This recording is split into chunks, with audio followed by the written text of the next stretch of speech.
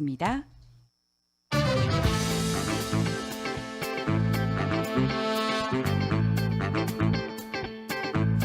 오늘은 국제 뉴스를 정리해보는 시간입니다. 동의대학교 김태환 교수, 수일의 남자. 네, 김태환 교수 나와 계십니다. 안녕하세요. 예, 안녕하세요. 네. 그 지난주에 정말 온 지면과 뉴스를 장식했죠. 사우디아라비아의 빈 살만 왕세자, 최고의 지구상 최고의 재벌 부자다라는 미스터 에브리띵 정말 부럽습니다. 제2의 중동 특수다라는 말이 나올 정도로 우리나라에서 잔뜩 기대 보도들이 많이 나왔습니다. 그 내용부터 먼저 한번 짚어보고 할까요? 지난주 목요일이죠. 네. 17일 새벽에 절대 군주제인 사우디아라비아의 실질적인 통치자 역할을 하고 있는 빈 살만 왕세자가 한국을 방문해서 같은 날 밤에 출국을 했습니다. 네.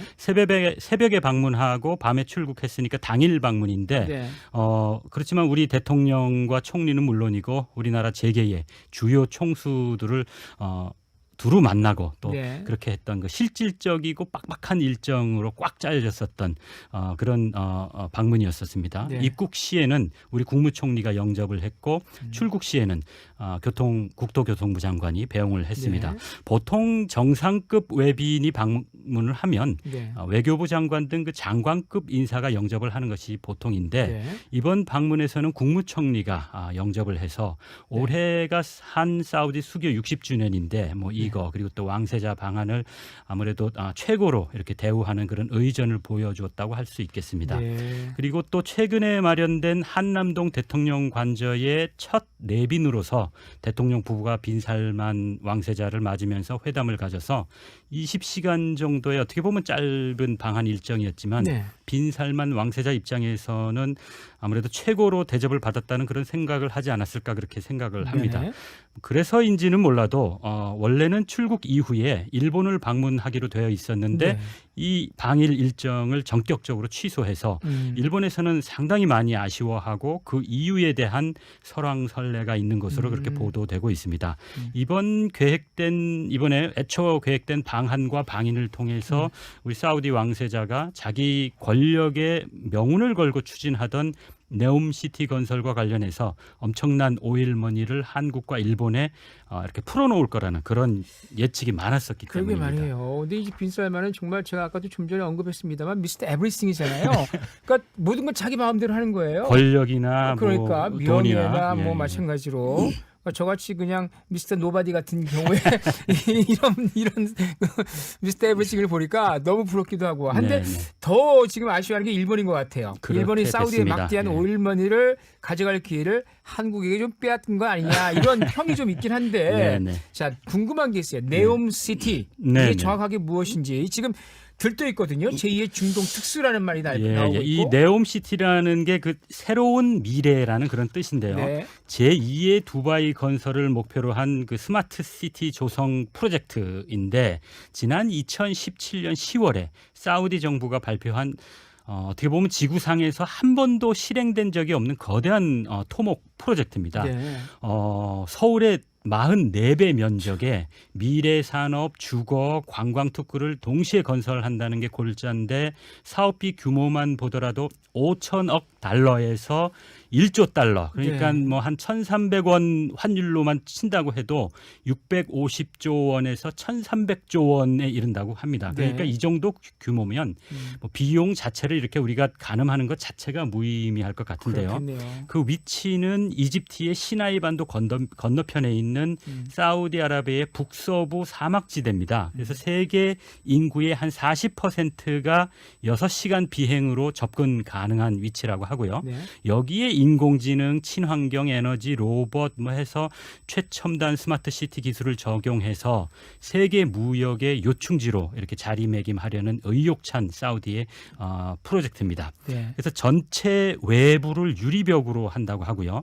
높이가 500m 그러니까 서울의 그 롯데월드 시티 그 타워하고 롯데타워. 비슷한 높이로 폭이 200m, 길이가 170km 거대한 장벽 같은 이런 도시를 만든다는 계획이어서 발상 자체가 사실은 이게 뭐 미래 공상 영화에 나오는 것도 아니고 그래서 규모도 지구촌에서 사례가 없기 때문에 과연 실현 가능한가 하는 이런 질문이 그 구상 단계에서부터 계속 이어지고 있는 거대한 토목 프로젝트입니다. 그래서 저로서는 그 성패하고는 상관없이 막대한 오일머니 그리고 또 절대 군주제라는 이 정치 체제인 사우디아라비아이기 때문에 가능한 일단은 구상하고 계획하고 실현에 옮기는 이런 게 아닌가 그렇게 생각을 하고요. 어쨌든 이렇게 전대미문의 거대한 토목 프로젝트이기 때문에 실현 가능성의 의문을 제기하면서도 실질적으로 국제사회의 기업이나 국가들이 전부 서로 눈독을 들이고 있거든요. 그래서 우리나라에서 바로 그렇기 때문에 제2의 중동 특수라는 얘기도 나오는 거고 이런 이유 때문에 일단은 왕세자가 한국에서 네옴시티에 관련된 주요 어떤 MOU 같은 것을 대부분 체결하고 일본 방문을 취소했기 때문에 일본에서는 대단히 아쉬울 수밖에 없다는 생각이 들고 실제로 일본에서는 21일에 일본하고 사우디아라비아의 비즈니스 포럼이 대대적으로 열릴 예정이었었는데 이게 취소됐고요.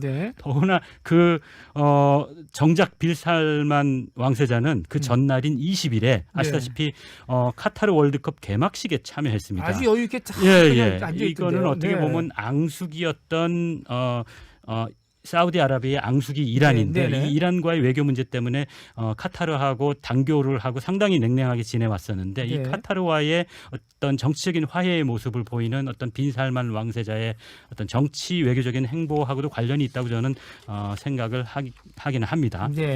아무튼 카타르 월드컵 이야기가 나왔으니까 말인데 빈살만도 딱 모습이 보였었고 그 다음에 또 카타르 왕이죠, 그렇죠? 왕도 우리나라 뭐 프레스센터를 방문했다는 이야기도 있고 또 BTS의 멤버인 정국도 맞습니다. 그 개막식에서 오프닝을 열었어요. 크고 아주 크게 메인으로. BTS 아시다시피 정국이 우리 부산 출신입니다. 백양 초등학교를 졸업한 정국이 이 카타르 월드컵의 공식 주제가인 드리머스를 전 세계인이 보는 가운데에서 이 카타르 월드컵 개막식에서 이렇게 열창을 해서 저도 부산 시민으로서 참 자랑스럽습니다. 정말 멋지게 노래를 잘 부르더라고요. 자, 그리고 이제 이번 사우디 왕세자의 방문을 제2의 중동 특수라고 들뜨기만 할 것이 아니라는 얘기도 있어요. 사실은 MOU를 체결한 정도에 불과한 거 아니겠습니까? 그 MOU라는 게 사실은 시작인 거거든요. 그래서 저는 한 두 가지로 이렇게 저 개인적으로 이렇게 정리를 하는데 두 가지 신중을 기해하는 포인트가 있다. 첫째는 사우디의 수도 리야드가 2030 월드 엑스포를 준비하는 우리 부산의 사실은 강력한 경쟁자입니다. 그리고 절대 군주국인 이 사우디아라비아가 정권 차원에서 이 2030 월드 엑스포를 사활을 걸고 추진하고 있기 때문에 그런 거고요. 그리고 또 다른 하나는 앞서 말씀드린 그 네옴시티 프로젝트인데 여기서 이제 월드 엑스포에 대해서 말씀드리면 사우디아라비아가 이 막대한 월드 그 오일머니를 그 무기로 해서 지구촌 곳곳을 이렇게 로비하면서 이렇게 지금까지 계속 유리한 입지를 굳혀오고 있거든요. 그런데 반해서 아무래도 우리나라는 선진국이기 때문에 투명하죠. 기업이나 어떤 국가의 정치 외교적인 것이 투명하고 공개될 수밖에 없기 때문에 사우디만큼 이렇게 좀 자유롭게 이렇게 좀 로비를 할 수가 없는 현실입니다. 다행히 국제사회에서 상당히 지명도가 있는 우리나라의 대기업들이 적극 한국의 홍보에 나서서 좀 기대를 해보고 있는데 이런 대기업들이 이번에 빈살만 왕세자가 방한함으로써 네온시티 건설의 어떤 주요한 파트너로 이렇게 참여한다는 이런 보도들이 나오니까 부산 엑스포 유치 전에 좀 김이 빠지는 게 아니냐 뭐 이런 이야기도 있고요. 그래서 사우디 왕세자가 네옴시티라는 뭐 이 당근을 한국에게 이렇게 주는 대신에 일본 방문을 취소하면서까지 2030 월드 엑스포에 어떤 한국의 양보를 협상을 해온 거 아니냐 뭐 이런 음모론도 사실은 있습니다. 그거네요. 양손에 떡을 네가 다 줄 수는 없는 거 아니겠냐. 한 손은 양보해라 뭐 이런 거 있을 것 같은데요. 그리고 이제 다른 하나는 사우디나 이렇게 중동 국가들의 어떤 좀 문화적인 특성이라고 저는 개인적으로 생각을 하는데 네. 이분들은 좀 비즈니스가 좀 직선적이기보다는 좀 상당히 좀 우회적이고 나선형이라 그럴까요? 네. 그러니까 주변을 이렇게 빙빙 맴돌면서 돌고, 네네. 핵심에 이게 단도직입적으로 그 접근하는 게 아니라 못이 아니라 나사 못이네요. 예예예. 네네네. 그래서 우리가 최종적으로 계약이 완전히 되고 실행되기 전까지는 마음을 놓을 수 없다는 게 제 개인적인 네네. 생각입니다. 그래서 끝까지 되어야 된다는 그런 거죠. 그래서 네. MOU를 선제로 체결했다고 해서 뭐 샴페인부터 터트리지는 말고 네. 일이 실제로 끝까지 잘 되어지도록 맡은 주체들이 상당히 신중하게 관리를 해야 하지 않을까 그렇게 생각을 하고 네. 또 네옴시티 프로젝트 자체가 자연스럽게 어떤 경제적인 수요 공급에 의해서 시작된 것이 아니라 네. 사우디 정권 차원에서 정치적으로 추진되는 거기 때문에 네. 사우디의 국내외 정치 외교적인 그런 상황의 영향을 상당히 많이 받을 수 있는 가능성이 큽니다. 그래서 네. 사우디의 국내외 정치 외교적인 상황도 좀 동시에 꼼꼼하게 이렇게 검토해야 하지 않겠나. 그래야 낭패를 보지 않을 가능성이 조금이라도 네. 크다고 저는 네. 봅니다. 이게 사업 규모가 5천억에서 1조 달러라고 말씀하셨는데 네네네. 지금 MOU 체결한 정도의 금액이 40억 달러를 조금 넘는 걸로 저는 알고 있거든요. 뭐 몇백억이라고 그렇죠. 얘기하기도 하고 하긴 그러니까 하는데. 돈 자체를 이렇게 그러니까. 조 단위로 넘어가면 네네네네. 사실은 의미가 근데 MOU는 양해각서죠. 일종의 양해각서니까 네네네. 조금 더 발전해서 이게 이제 그중에서 한 50% 정도를 또 받아온다고 하면 또 네네. 많이 좀 달라질 텐데 아무튼 또 우려가 또 있네요. 그렇죠. 2030 부산 엑스포 월드 엑스포 때문에. 관련해서 네네. 문제가 분명히 있을 수도 있습니다. 우리 입장에선 네. 부산 입장에선 좀 그렇죠. 그렇습니다. 정부하고 또 경제계에서 이걸 잘 좀 슬기롭게 맞습니다. 헤쳐나가야 네네. 되겠습니다. 네. 물론 네. 이제 부산시도 아시다시피 상당히 열심히 일을 하고 있고 네네. 또 중앙정부나 국내 굴지의 대기업들도 함께 노력을 하고 있는데 음. 중요한 거는 어떤 개인도 마찬가지지만 국가도 원하는 것을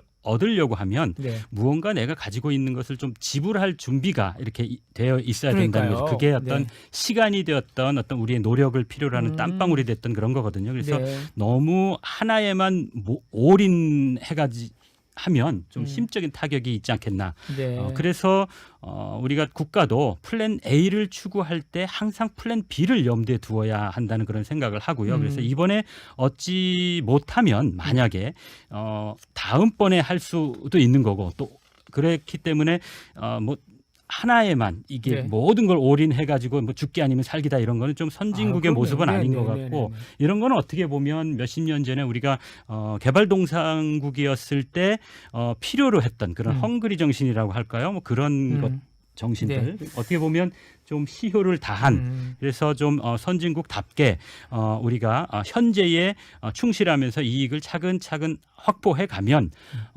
포기하지 않으면 우리가 반드시 실현할 날이 오지 않겠나 그런 생각을 하는데 네. 사실 현실적으로 우리나라가 좀 수도권 지역하고 비수도권 지역하고 좀 격차나 좀 이렇게 중앙 정부에서 네네. 좀 인식이 사실은 좀 다르기 때문에 우리가 우려하는 것은 사실은 그런 면이겠죠. 그래요. 그리고 또 외교적인 측면에서 항상 가장 기본이 되는 것은 기브앤테이크 아니겠습니까? 맞습니다. 그게 정말 중요한 건데 이걸 어떻게 슬기롭게 잘 헤쳐나가느냐 그것이 네네. 문제일 것 같습니다. 자, 동의대학교 김태환 교수와 함께한 국제뉴스 였습니다. 오늘 감사드립니다. 예, 고맙습니다. 부산교통방송